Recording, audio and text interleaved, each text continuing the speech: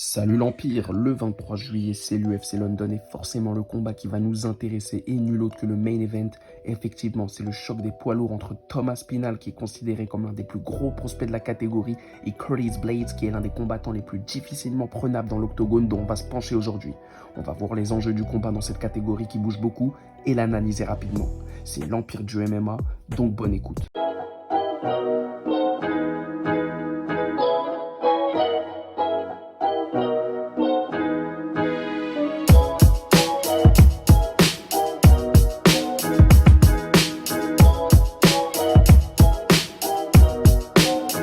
Tout d'abord, nous allons vous présenter le combattant anglais Thomas Pinal qui est littéralement en train de tout rafler sur son passage.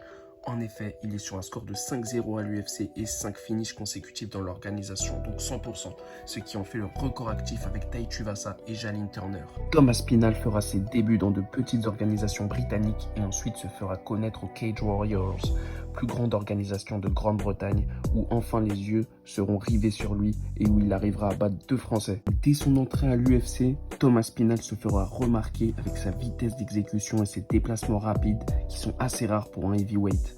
Il remporte son premier combat en juillet 2020 face à Collier sur TKO à la 45e seconde du premier round lors de la Fight Island. En octobre 2020, il affronte en short notice le français Alan Baudot qui vient tout juste d'arriver à l'UFC. La victoire est encore une fois rapide et expéditive pour Thomas Pinal qui le remporte sur Ground and Pound au premier round. En février 2020, pour son premier combat aux États-Unis, l'Anglais va affronter l'ancien champion poids lourd de l'UFC Andrei Arlovski qui est encore un gros test et qui est encore très frais. Malgré quelques difficultés, Aspinall va utiliser sa lutte et son sol pour mettre fin au combat en soumettant Arlovski avec respect au deuxième round. Après son combat contre Arlovski, il rentre dans le top 15 des poids lourds. Il est annoncé qu'il doit affronter Sergei Pavlovich en septembre, mais Pavlovich se retire pour cause de blessure. C'est donc le Moldave Sergei Spivak qui l'affronte en short notice, un autre prospect de la catégorie qui est sur 3 victoires de suite et qui est très actif. Encore une fois, Aspinall va finir son adversaire avec une grande facilité sur un coude du droit. Le 19 mars 2022, Thomas Pinal est pour la première fois en tête d'affiche et fait son retour en Angleterre pour un UFC London avec une carte très chargée. Il affronte le très expérimenté Alexander Dragovolkov, ancien champion du M1 et plus gros test de sa carrière. Cette victoire est tout simplement une masterclass sur tous les styles de combat, striking et sol. Aspinall domine clairement son adversaire et l'emporte sur une Kimura. Jamais Volkov n'avait perdu aussi rapidement à l'UFC.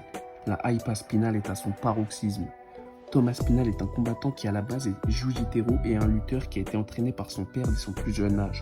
Mais aujourd'hui, on voit qu'il est assez complet dans tous les domaines. Dans sa mentalité, Thomas Pinal est un combattant plutôt humble et calme et il n'est pas dans le trash talk.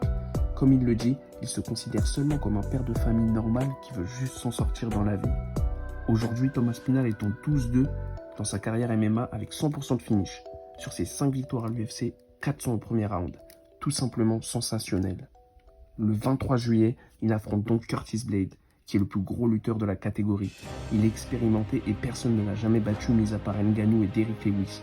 Et pourtant, il a battu des combattants comme Alistair Overeem, Junior Dos Santos, Alexander Volkov ou encore Jairzinho Rozenstruik récemment. Depuis sa défaite aux portes de la ceinture face à Derrick Lewis, Curtis Blaydes a su remonter la pente avec 2 victoires consécutives sur 2 prospects dont l'UFC a misé. Tout d'abord, Jairzinho Rozenstruik lors de l'UFC 266 en septembre 2021 qui va sur décision unanime et Chris Daukaus sur un fantastique KO lors de l'UFC Columbus en mars dernier. Curtis Blaydes n'a été défait que 3 fois en 15 combats à l'UFC et c'est un habitué des main events. Ce combat est très intriguant. Blaydes, qui est 4e mondial, est devenu très prudent depuis sa défaite contre Lewis et a montré face à Daukaus, l'expert en anglaise et qui utilise rarement ses kicks, qu'il peut faire face à des strikers sans forcément utiliser sa lutte. D'autant plus que cette tactique a sûrement déstabilisé mentalement Daukaus qui connaît le potentiel de lutte de Blaydes et qui devait se préparer à tout moment de défendre un takedown. Cette tactique va-t-elle marcher face à Aspinall? Je ne pense pas. Malgré qu'Aspinall a souvent été emmené au sol, notamment lors de sa défaite face à Stuart Austin en 2015. Mais c'était il y a 7 ans. Aujourd'hui, Aspinall n'est plus le même et il est clairement à son prime à l'heure actuelle.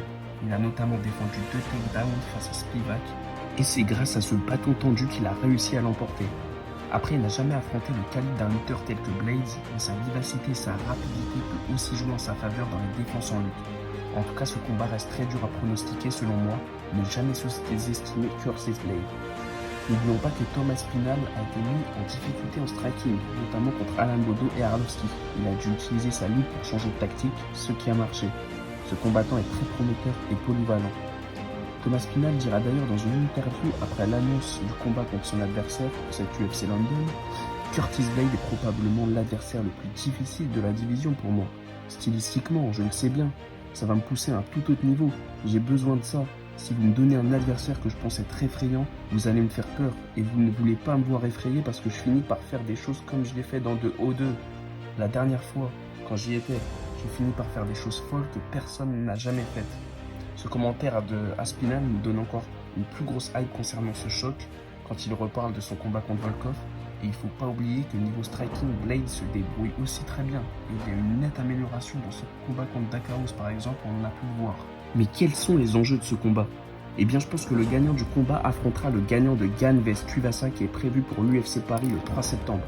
En effet, il ne faut pas oublier que l'UFC prévoit toujours pour la ceinture intérimaire le combat entre Stipe Miocic, considéré comme le plus grand des heavyweights, et John Jones, le GOAT de la discipline en MMA.